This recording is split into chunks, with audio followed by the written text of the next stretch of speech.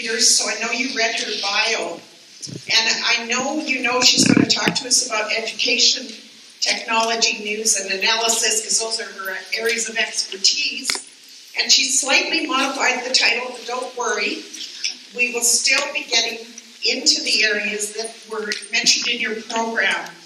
Now, you've probably encountered Audrey before in the Atlantic, in Edutopia, in Mindshift, in Fast Company, Inside Higher Ed, the School Library Journal, O'Reilly Radar, Read, Write, Web, and the Huffington Post. And if you're really networked well, you've been following Hack Education. So Audrey starts by telling you, if you really want her CV, go click. She's got it on the sideline, but this is what she really wants you to know. She's a lit geek and a beer snob. She loves tattoos and technology and loves mushy foods and romantic comedies. She's not ashamed to admit she likes ABBA and dislikes Tolkien, and is a little bit of ashamed to admit she hasn't finished Ulysses.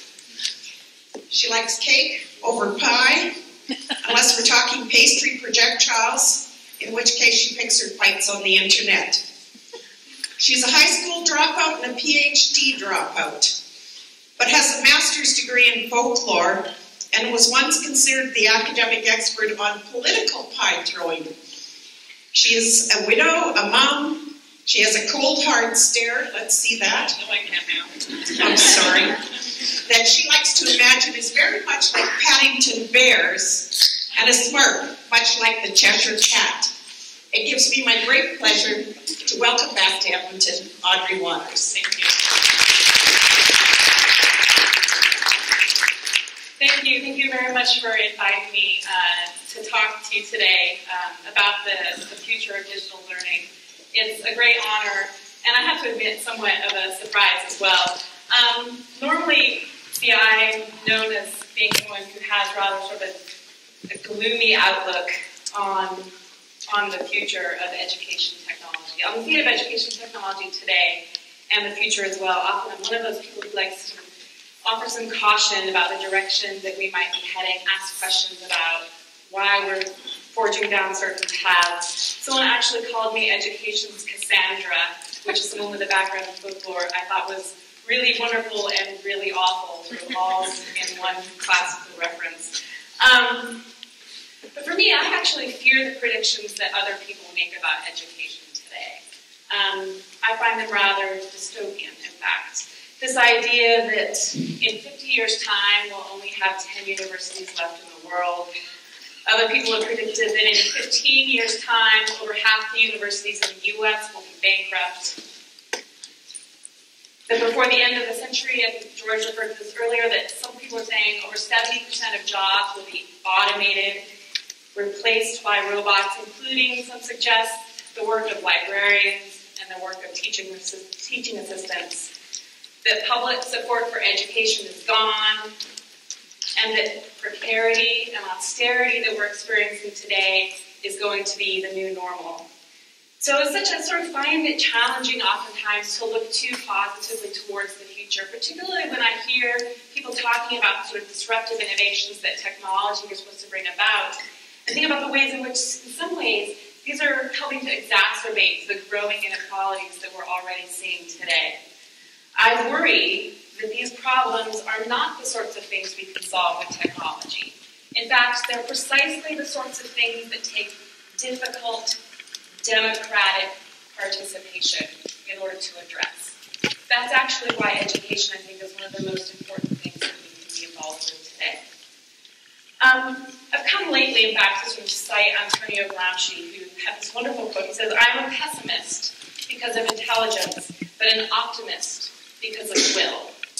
And I'm going to will myself to tell you a story today about the future 2030, future of digital learning that is, I think, positive, one that resists this dystopian narrative that the future is going to be outsourced and automated. I want to project a story for you about the future where instead we have technologies that support and honor learner agency and learner autonomy, where students are the subjects of learning, not the objects of learning, where students students are the subjects of education technology and not the objects of education technology. It's actually a story that we can start telling right now. We can start telling the story today. But again, we lack the will.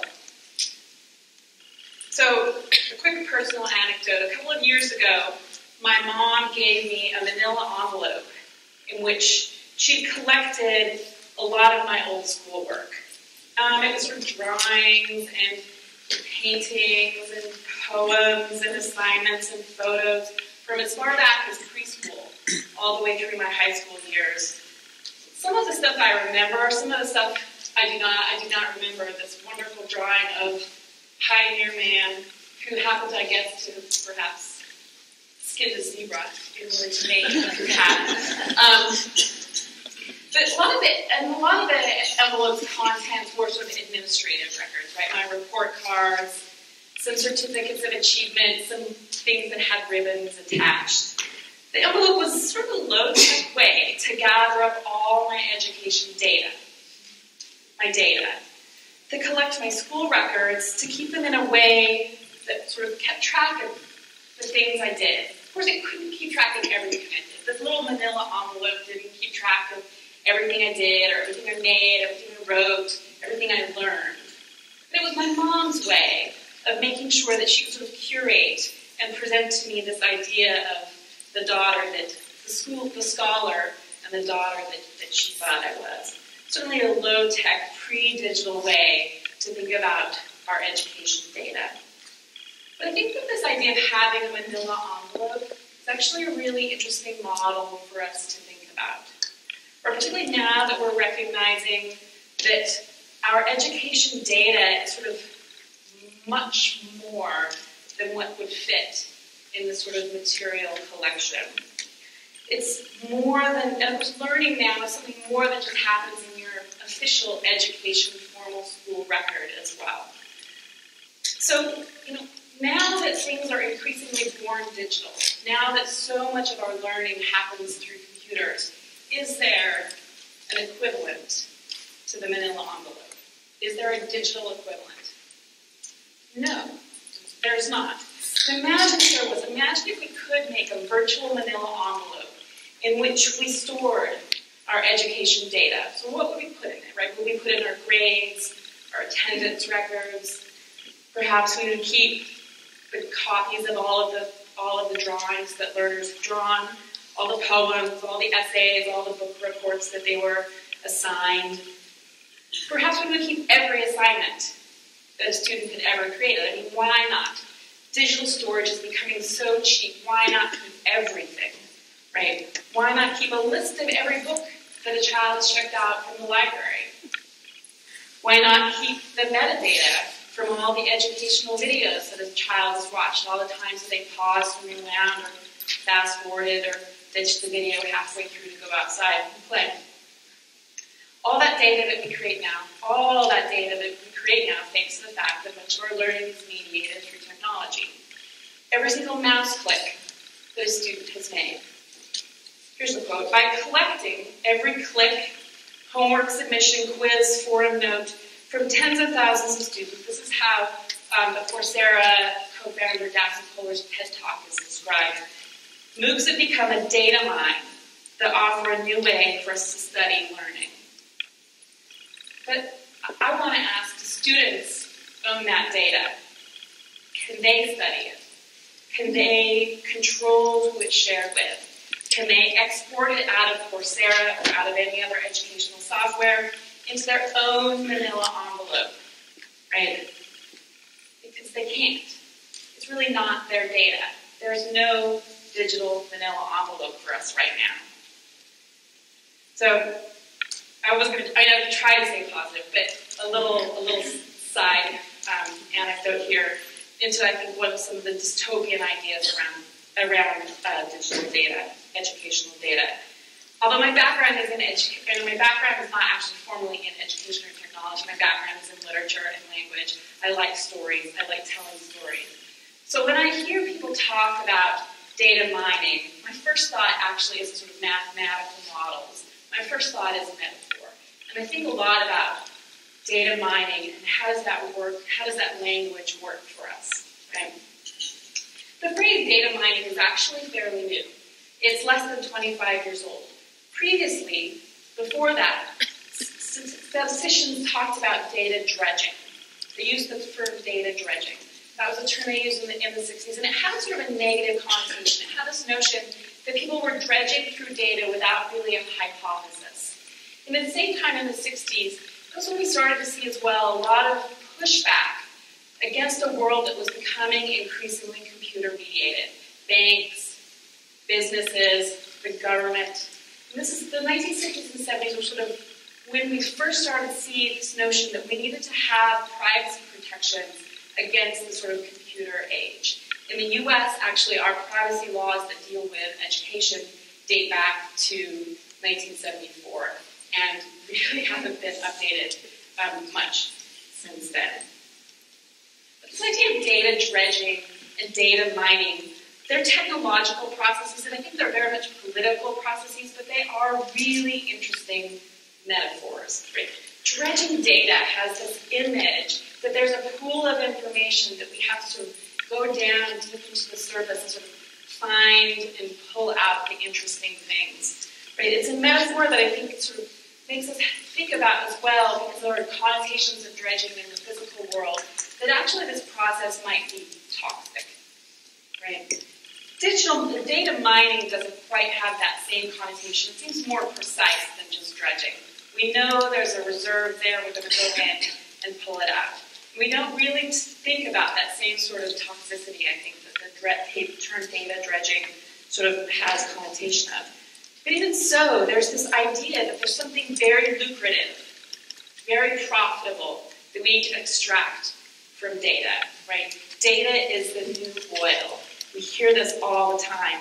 Data is just like crude, said one market analyst. It is valuable, but it's unrefined, it cannot be used. It has to be changed into gas, into plastic, into chemicals. It is a valuable entity once we do something with it, and it will drive profitable activities. Data has to be broken down. It has to be analyzed for it to have value. Data is the new oil, says an investor, to encourage the startups to go out and extract value. Data is the new oil, says the World Economic Forum, who suggests that our data might become the future equivalent to money. I'm not sure how much of the natural resource sort of analysis here resonates with folks in Alberta. It certainly resonates with me. I'm actually from Wyoming. So I get this notion that of the boom and bust associated with sort of reliance on the mineral industry. Interestingly, Wyoming as well as the site of the Teapot Dome scandal, which I'm not sure ever appeared in Alberta history textbooks. But it was the largest U.S. political scandal up until Watergate. It involved the president's administration giving away contracts to let people mine on public land without going through the proper processes. So when I hear data is the new oil, I can't help but think about all these other ways in which those phrases resonate for us. Very much how something that could be a public resource could become something used for private benefit, for private profit.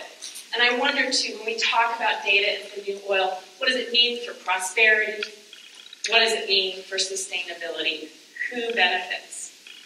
And I get that to call data the new oil really does tap into this idea that we're moving into a new economy, one that perhaps moves away from one sort of thing that we're going to value into a new sort of thing. But I think that phrase, data is the new oil, sort of should give us pause and help us think about exactly what we're doing, particularly when we're talking about students' data. Because data isn't really something that lies beneath the surface, that's just waiting to be extracted, like oil is. Data is something different. Jared Thorpe, who's an educator, he actually works at the New York Times as well, he says that data as oil idea can foster some much-needed criticality. Our experience with oil, he cautions, has been fraught. Fortunes have been made, balanced with dwindling resources, bloody mercenary conflicts, and a terrifying climate crisis. If we are indeed making the first steps into an economic terrain that will be as transformative and possibly as risky as that is the petroleum industry, foresight will be the key. We have already seen data spills, which happen when large amounts of personal data are inadvertently released. Will it be much longer before we see dangerous data drilling practices, or until we start seeing the long-term effects of data pollution? One of the places where we have to tread most carefully, Gersberg says, is in the realm of personal data.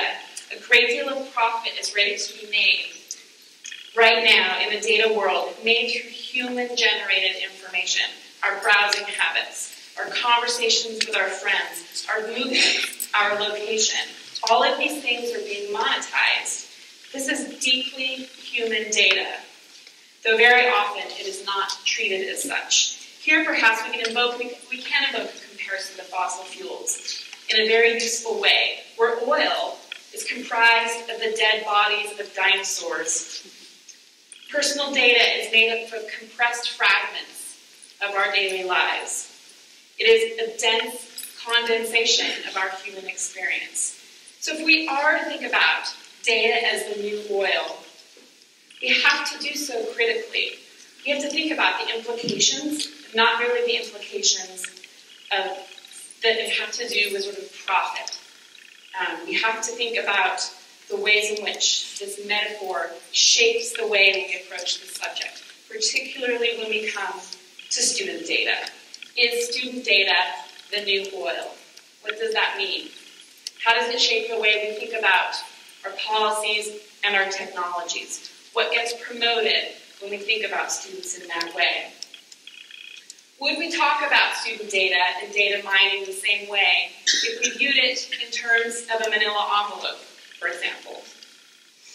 I think in order to tell a different future about the future of education, which is so very much interested in student data right now, learning analytics and the like, I do think we need to rethink how we frame student data, different metaphors, and I would argue perhaps different politics as well. I want to think about building technologies that actually help enhance student lives, not through an extraction of value from them, but to let them cultivate and control their own information. And that's, I think, an interesting concept, or an interesting way to do that would be this notion of hosted life bits. So actually sort of the gesture towards the future, we have to sort of go back again to the past. We often find ourselves in education technology saying, actually someone said that 20 years ago already. But this is actually a concept from John Udell, who's a Microsoft researcher, and he's a really interesting person. He's long argued that we need to do a much better job putting technology into the hands of non-engineers so that they can do innovative things with it. And this idea of hosted life bits is his argument of a way for us to think about, rethink, and control our own personal data. We have it in our own repositories, our own manila envelopes, if you will. Life bits, I think that's a really different way to talk about data, right? I think that it helps us recognize that what we create, all of this data that we're creating through our computer-mediated world, is us. It's bits and bytes for sure, but it's bits of our life. It's bits of our life. And mining that sounds much less appealing, I think, than simply mining data. Data sounds sort of impersonal. Life bits is deeply, deeply personal. The life bits idea actually comes from another Microsoft researcher named Gordon Bell, who had this really interesting project where he wanted to create a digital archive of his entire digital life. So he went back and found all of the pieces of digitalia from his life, and then from that moment forward tried to record in real time every moment of his world and create a digital repository, his own digital repository. For John Udell, this idea of hosted life bits is a little bit different. Hosted means adding, the adjective hosted means that this is actually going to be stored in the cloud. So this isn't actually something that you create your own repository of data and then stick it in your closet and don't share it with anybody. The notion of hosted life bits to John Udell is that our data will be under our control, but on the internet, and we get to decide how our data interacts with other people, how our data interacts with other data. But the difference is, it's up to us. This is how he described it, again, back in 2007. Today, my digital assets are spread out all over the place. Some are on various websites that I control, a lot more I don't. Others are in various local hard drives that I control, but a lot more I don't. It's becoming really clear to me that I'd be willing to pay for a service of consolidating all this stuff, to syndicating it wherever it's needed, and guaranteeing its availability throughout and indeed beyond my lifetime. The scenarios I've been painting in conversations with my friends begins at childbirth. In addition to a social security number, everyone gets a handle and a chunk of personal storage. That's how it would be coordinated by the public or private sector is an open question. But I think that that's how it would play out, he argued, from an individual's point of view. And he then chronicles the way in which hosted live bits would work to collect all of one's important data throughout grade school, high school, graduate school, and then on to your professional life. You'd have the ability to turn all of your data into a portfolio to decide what appears and what doesn't appear on the web. Grade 3, he says, your teacher assigns a report that will be published in your e-portfolio, which is a website managed by the school. Your parents tell you to write the report and publish it into your space. In your space. They then release it to the school's content management system. A couple of years later, the school switches to a new system, and it breaks all the links. The original version remains accessible throughout your parents' lives, and yours, and even your kids. Grade 8, this is the sort of dates it wonderfully. On a class trip to Washington, D.C., you take a bunch of digital photos. You want to share them on MySpace. But you do, but not directly, because MySpace isn't really your space. So you upload the photos to your own space, a place that really is yours. Well, they will be permanently and readily available. Then you syndicate them to MySpace for the social effects that happen there. Grade 11, you're applying to colleges. You publish your essay on your space. You syndicate it to the common application places. This essay points to supporting evidence, your e-portfolio, your assessments, your letters of recommendation, which are also permanently recorded in your space, and so on. Hosted live bits. The idea, which I think that we would all have the ability, or that we would be able to have some sort of service that would give us the technology to maintain our own data repository for ourselves and for our offspring. Parents would manage it for their children, and then pass it along to their children. Children would then sort of retain it for themselves and pass it along to their children, and perhaps you would sort of will it to an archive or an institution or to your own kids in turn when you die.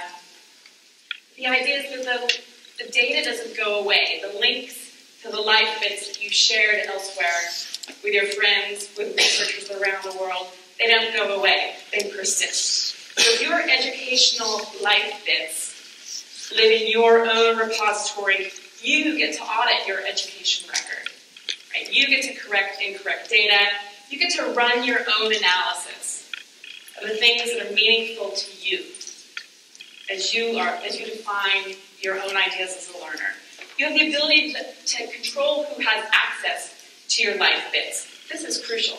You opt in to sharing your data with others rather than the way in which we have technology mostly structured today, in which you have to opt out of algorithms and analysis.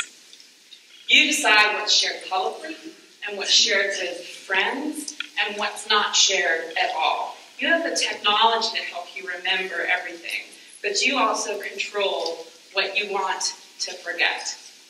Right? You have the right to delete. You have the right to forget. The technical aspects are somewhat challenging, Johnny Bell wrote in 2007, but the social and business aspects are even more challenging.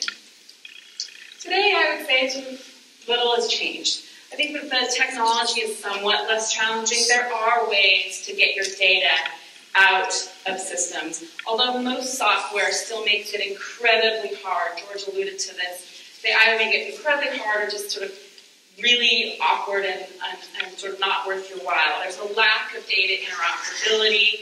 There's still these proprietary formats. But it is technically feasible. It is feasible to create systems where our data is distributed into our own repositories rather than centralized into closed applications. The obstacles, I think, as Udell rightly noted, remain the business models, particularly in education software, which compel companies to collect and control your data in a silo. It is their silo, not your silo. There, they get to mine student data, often selling the insights that they glean back to schools. The obstacles, I think, of hosted live bids also stem in many ways from the cultural expectations that we have, that schools have for software. Right? Software that is designed to meet the needs of administrators, but rarely designed to meet the needs of learners or their parents. And we also have these technological silos in schools because of the way in which we still view the classroom as this closed-off place in which the data that happens to predict the content and the data there isn't shared outside the classroom walls. We still view sort of academic disciplines as atomistic and distinct, closed, centralized, under the control of administrators, but rarely in the hands of learners.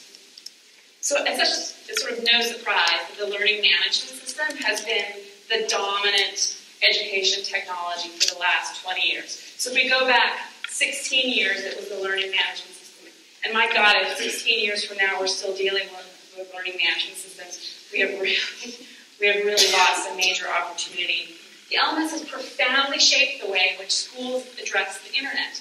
Remember, classically, the learning management system was designed as sort of an internet portal that connected, through a portal, connected the student information system sort of to the web. You can access it through your browser, but it's really not of the web. It's a bit like those old AOL internet portals.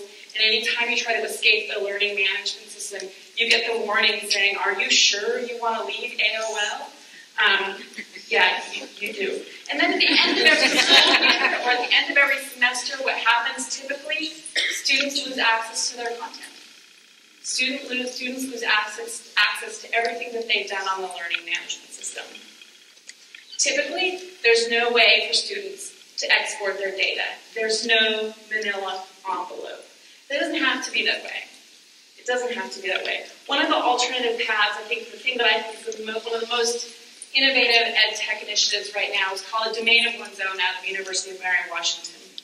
Students and faculty there have their own domain. The university gives them their own domain, which isn't simply a web space, right, at the university.edu/tilde your last name. It's their own domain. The students get to get their own URL, so www.whateveryouwannabe.com. They get server space. The university supports that for the duration that the student's in school, and when the student graduates, when the student leaves, they get their domain, they get their data, and they can take it with them. They're in open source format so that it is under their control. It is their own domain. They also, of course, learn along the way a place to sort of form their digital identity. They're building a digital portfolio that's under their name. And, of course, they learn these really important digital skills. They learn a little bit of HTML. They learn some RSS. They learn some CSS. It's not quite hosted like this. It could be primarily it's used for blogging. Students can create their own WordPress blog or blog, but it's definitely a gesture in that direction. It's an initiative, I think, that represents a really important kind of open learning. Again, it's learning on the web and with the web and very much of the web. Domain of one's own, I think it offers a resistance to the silos of the learning management system, the silos of academia, the silos that suggest that what students do is not connected to the real world, that what students do is not connected to their present professional selves, that what students do doesn't matter. Domain of one's own, it matters. It matters because there's this public-facing place that the students get to control. The students can control if their name is on it. The students can control if it's public or not. But they sort of get this idea of what it means to learn together with and through technology. They get to control their digital identity. They understand the stakes of controlling their digital identity. They get to understand the stakes of controlling their educational data. And I think that they understand how increasingly important digital literacy is going to be to all of us. So I think that we've heard this echoed, I think, several times already this morning, but one of the most important learning technologies I think humans have ever built is the World Wide Web. And again, the power of the web is not simply in the content that's available. It's in the connections. It's in the people. It's in our ability to sort of be and learn from one another, our intellectual networks as well as our social networks. That schools block the web, the schools filter the web, the schools discourage the web's usage, I think is a terrible, terrible shame. The schools fail to help students understand and learn about how the web works and the ways in which in the future the web is going to be an important piece of students' own digital identity and professional selves. Because again, it's a terrible missed opportunity. Wired magazine tried to argue back in 2010, of course, that the web is dead. As much as we love the open, unfettered web, wrote then editor Chris Anderson, we are abandoning it for simpler, sleeker services that just work. Over the past few years, one of the most important shifts in the digital world has been the move from the wide open web to closed platforms that use the internet for transport, but not the browser for display. So what we want, I guess, is the internet to look more like Blackboard. That's horrifying. Right? Reports of the web's death, of course, to paraphrase Mark Twain, are greatly exaggerated. The web still thrives, despite the interests of technology companies that want to funnel our activities into these walled gardens. The web is still incredibly powerful, despite this notion of the Facebooks and the Twitters and even the Googles these days that we want to sort of not have URLs, that we want to not have RSS, that we want to keep all of your data for ourselves and not share it. The web is still a powerful, powerful tool, particularly, I think, for learners. One of the great things about the web, I think, as well, is that it is so eminently readable and writable and hackable. You don't have to have a computer science background in order to tinker with the web. So despite the efforts of Facebooks, right, despite the efforts of Blackboards, despite the efforts of many of us to sort of many technology companies to keep things siloed, the web is becoming, I think, still a really important site for many of these ideas about reclamation. Particularly this idea of the indie web, the web we lost, the web that we fell in love with, that moment that when we escaped AOL for the first time, and thought, oh my God, this is actually an amazing piece of technology. Today, I think the content we create, that we all create, but particularly students, right, particularly learners, is so critical. I think it's critical to the development of their identities. I think in some ways it's critical to their protection of their well-being. I think we have to recognize that it's probably not secure in the hands of startups. It's probably not secure in the hands of corporations.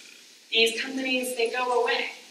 I mean, except Blackboard, which still that. But ideally, in some ways, they go away. But it's not secure either in the hands of schools, right? Schools' job is not to be in charge, to be data repositories. In fact, I think as sort of George alluded to earlier, a lot of these sort of technology services are actually being outsourced by schools to these very startups and corporations. I think we must figure out a way to become better stewards of our own data. We must hold on to our own data. And again, not so that it's severed from the web. We don't want to sever things from the web. We actually do want to be able to share it with others. But we want to be able to share it with others on our own terms. And we have to help students in particular understand what that means. We have to reclaim the web. I think we have to reclaim the web for teaching and learning. We have to reclaim our own data.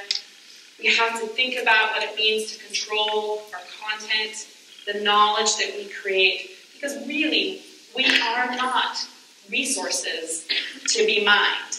Learners do not enter our schools or our libraries in order to become products for someone else's technology, right? They are not here to help other people profit. They are here to fulfill themselves. Ed tech, that's why I say ed tech has to become a reclamation project. Because I feel like right now, increasingly, it's becoming a mining project. In the future, I think we'll find reclamation will be a pretty powerful tool for us to rally around, particularly those of us who think about these tools for learning. So I would hope we start to think about ways in which we can take all of this back.